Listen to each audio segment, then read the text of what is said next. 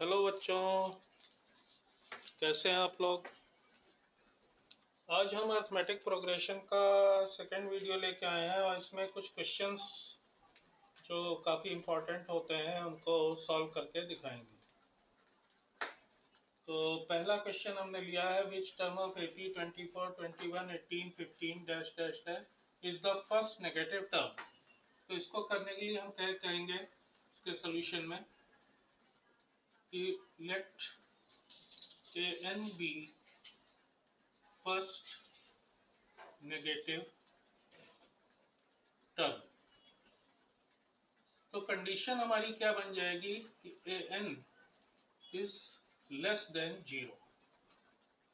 ये कंडीशन बन गई। अब ए एन क्या होता है, A plus N minus one into D. ये लेस देन 0 हो गया। अब यहाँ इस क्वेश्चन के अकॉर्डिंग देखिए कि ए की वैल्यू 24 है एंड डी की वैल्यू 21 माइनस 24, तो यानी कि -3 है। तो इसमें हम वैल्यूज रख देंगे। तो implies that 24 plus n minus 1 into -3 less than 0 हो गया, या 24 माइनस 3 एन, इसको ओपन कर देंगे bracket, -3n plus 3 less than 0। तो 24 प्लस 3 27 हो गया, 27 माइनस 3n लेस देन 0 हो गया। 3n को हम उस तरफ ट्रांसपोज कर दें तो ये क्या हो जाएगा, 27 लेस देन 3n हो जाएगा, या 3n ग्रेटर देन 27 हो जाएगा, या n की वैल्यू ग्रेटर देन 27 अपॉन 3। तो 3 9 जा 27 होता है, तो n आ गया, n ग्रेटर देन 9 आ गया। इंप्लाइज दैट n की वैल्यू क्या हो गई, ग्रेटर देन 9 हो गई। तो इसलिए अब 9 से बड़ा टर्म कौन सा हो सकता है, 10th हो सकता है।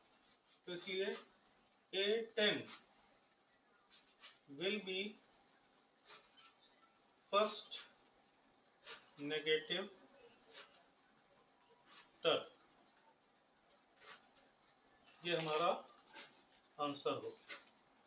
एक और क्वेश्चन हम लेते हैं जो कि आपको बहुत ज्यादा परेशान कर सकता है, तो इसको भी देखिए।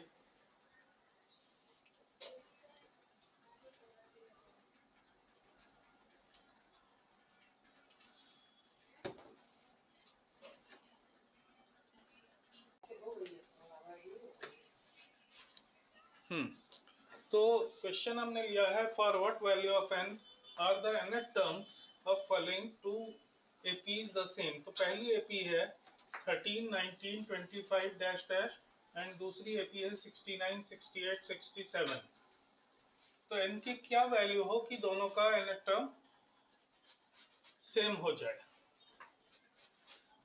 तो फर्स्ट में क्या हो जाएगा, a की वैल्यू हो गई 13 एंड d की वैल्यू हो गई 19 माइनस 13 यानी 6। सेकेंड एपी में क्या हो जाएगा कि a की वैल्यू हो गई 69 एंड d की वैल्यू हो जाएगी -1, क्योंकि 69, 68, 67 ऐसे चल रहा है। तो अब दोनों का कंडीशन यहाँ पर क्या है कि an first equals to an second, दोनों का nवां टर्म सेम होना चाहिए। तो an होता है a plus N minus one into d. तो इसका a क्या हो गया, 13 plus N minus one into d कितना है, 6। ये इक्वल टू हो जाएगा, इधर देखिए a की वैल्यू है 69 plus N minus one into -1। अब इसको हम खोल सकते हैं पूरा ब्रैकेट्स। तो 13 प्लस 6n माइनस 6 इधर हो गया, और इधर 69 माइनस n और प्लस 1 हो गया। 13 माइनस 6, तो ये हो गया 6n प्लस 7। और इधर देखिए 69 प्लस 1 70 हो गया माइनस n। अब इस n को अगर हम इधर लाएं तो प्लस हो जाएगा और ये उधर जाएगा तो माइनस हो जाएगा। तो 6n plus n equal to हो गया 70 माइनस 7, या 6n प्लस n कितना हो गया 7n। तो 7n इक्वल्स टू हो जाएगा 63। तो n की वैल्यू हो गई 63 अपॉन 7। 7 9 जा 63 होता है, तो ये n की वैल्यू आ गई 9। तो इट मीन्स कि 9th टर्म दोनों सीरीज का सेम होगा। तो आप देखिए कि A9 फर्स्ट हम निकालते हैं, तो ये हो जाएगा 13 प्लस 9 माइनस 1 इंटू 6, या 13 प्लस 8 इंटू 6, ये हो गया 13 प्लस 48। 48 और 12 60, 61 आ गया ये। इसमें देखिए 9th टर्म A9 सेकेंड, तो वो हो जाएगा 69 प्लस 9 माइनस 1 इंटू माइनस 1। तो 69 प्लस 9 माइनस 1 हो गया 8 इंटू माइनस 1, या 69 माइनस 8 हो गया। तो यहाँ से भी देखिए 61 आ जाता है A9, और यहाँ से भी 61। तो हमारा रिक्वायर्ड आंसर क्या हो गया कि n की वैल्यू जिसके लिए दोनों का n टर्म सेम होगा वो हो गई 9, और वो टर्म क्या हो गया 61।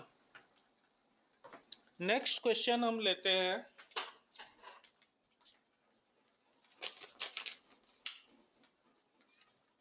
उसको भी आप देखिए। तो नेक्स्ट क्वेश्चन हमने लिया है, in an AP pth term is q and qth term is p, so that its nth term is p plus q minus n। तो इसमें देखिए सॉल्यूशन।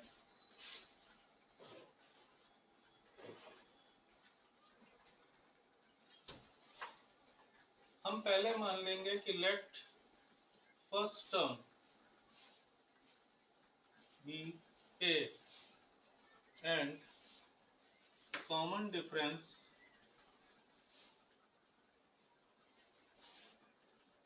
be d। तो therefore according to question क्या हो गया, A P equal to Q है and A Q equal to P है। अब ए पी क्या हो जाएगा, A plus P minus 1 into D, ये किसके इक्वल हो गया क्यू के। और ए क्यू क्या हो जाएगा, A plus Q minus 1 into D, ये किसके इक्वल हो गया पी के। इसको आप बोल दीजिए इक्वेशन 1, इसको बोल दीजिए इक्वेशन 2। दोनों को अगर हम सब्ट्रैक्ट कर दें, सब्ट्रैक्टिंग, तो यहाँ देखिए ए तो कैंसिल हो जाएगा, ये दोनों टर्म माइनस हो जाएंगे, डी कॉमन होगा, तो p minus 1 minus q minus 1 equals to q minus p, यह आ गया।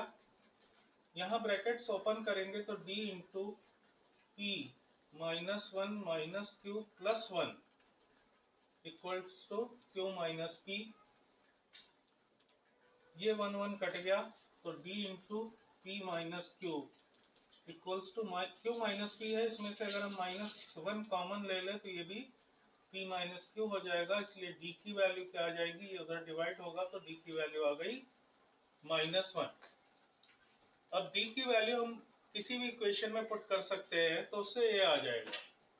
तो इसलिए फ्रॉम 1 से क्या हो जाएगा कि a इक्वल्स टू हो गया q minus p minus 1 into D, और d की वैल्यू क्या आई है -1 आई, तो यह हो जाएगा q minus p minus 1 into -1, या ये बन गया q plus p, sorry bracket open करेंगे, हाँ, तो माइनस p प्लस 1 तो plus 1 q plus p minus 1, ये a आ गया। अब जब a की वैल्यू आ गई, d की वैल्यू आ गई, तो हम nth टर्म आसानी से फाइंड कर सकते हैं। an क्या हो जाएगा?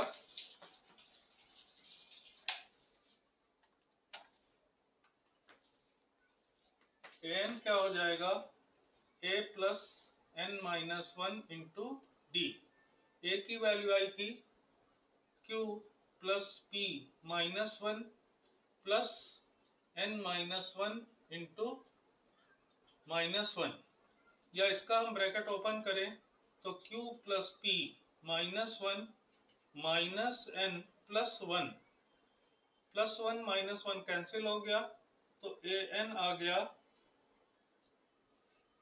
q plus p minus n, या इसको हम p plus q minus n जैसा आपको दिया गया है उस तरह से भी लिख सकते हैं। प्रूव्ड। तो इस तरह से ये क्वेश्चन हो जाता है। एक और बहुत अच्छा क्वेश्चन हम ले रहे हैं। नेक्स्ट क्वेश्चन हमने लिया है, ये भी बड़ा अच्छा क्वेश्चन है। If m times the mth term is equal to n times the nth term and m is not equal to n, so that m plus nth term is 0। अब इसको कैसे करेंगे देखिए। सॉल्यूशन,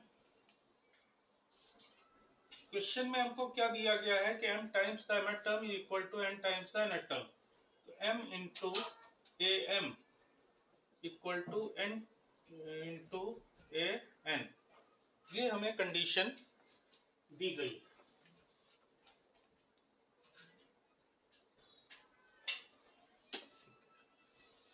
तो इसमें भी हमें वही करना है, ये तो गिवन है। और प्रूफ क्या करना है? To prove a m plus n equals to 0, ये प्रूव करना। तो पहले तो हमने वही करना है कि let first term be a and common difference be d। इसलिए अकॉर्डिंग टू क्वेश्चन क्या हो जाएगा कि m into a plus m minus one into d equals to n into a plus n minus one into d.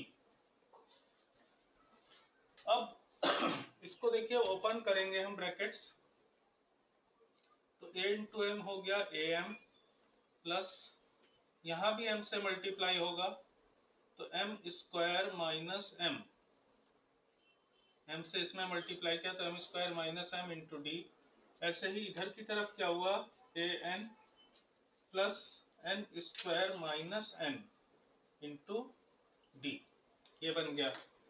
अब a m और a n ये दो term a वाले हैं तो इनको हम लेफ्ट साइड ले आएंगे, तो a m minus a n, ये इसको हम राइट साइड ले जाएंगे। यहाँ पर n square minus n into D minus m square minus m into D हो गया। यहाँ से हमने a कॉमन लिया तो क्या बचा, m माइनस n बच गया। यहाँ से देखिए हम d कॉमन लेंगे तो n square minus n minus m square plus m, ये बचेगा। इसको भी हम दो पार्ट में कर सकते हैं कि ये सिंगल पावर वाले एक साथ कर ले और क्वाड्रेटिक वाले एक साथ कर ले टर्म्स। तो ये कैसे हो जाएगा, d into m minus n, एक ब्रैकेट में कर लिया, और इसमें से हमने माइनस कॉमन ले लिया तो m square minus n square हो। फिर इसके दो फैक्टर होंगे, a into m minus n। फिर देखिए a into m minus n equals to d into m minus n minus इसके दो फैक्टर होंगे m प्लस n और m माइनस n। अब m माइनस एन यहाँ भी है यहाँ भी है, तो ये कॉमन आ जाएगा, ये हो गया d into m minus n, और अंदर क्या बचा, यहाँ बचा 1 माइनस m माइनस n, ये बचा। और इधर क्या था, a इंटू,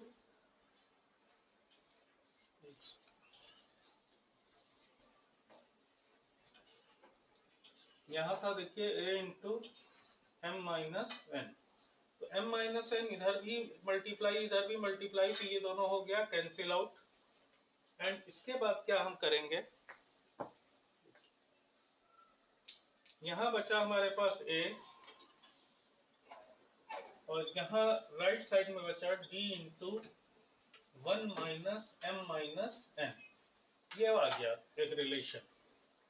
अब हमें निकालना क्या है, a m प्लस n निकालना है, तो a m प्लस n करेंगे अगर हम, तो ये कैसे हो जाएगा, a plus m plus n minus 1 into d हो जाएगा।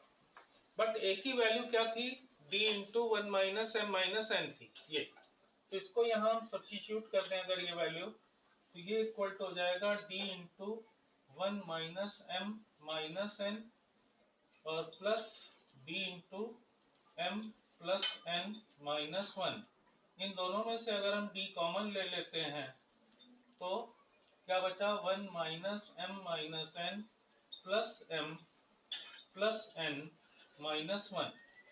अब देखिए m से m कैंसिल हो गया, माइनस n से प्लस n कैंसिल हो गया, 1 से माइनस 1 कैंसिल हो गया, ये हो गया d इंटू 0, इसलिए 0 आ गया, तो इसलिए प्रूव हो गया हमारा कि a m plus n equals to क्या है, 0 है, प्रूव।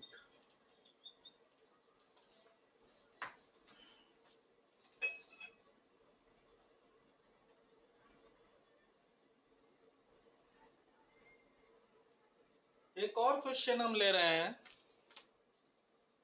उसको भी आप देखिए, ये भी बढ़िया।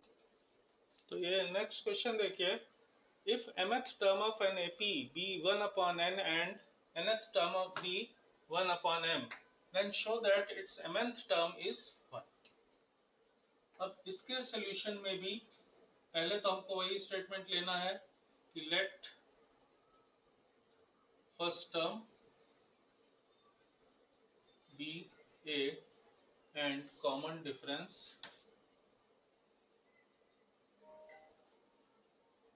be d।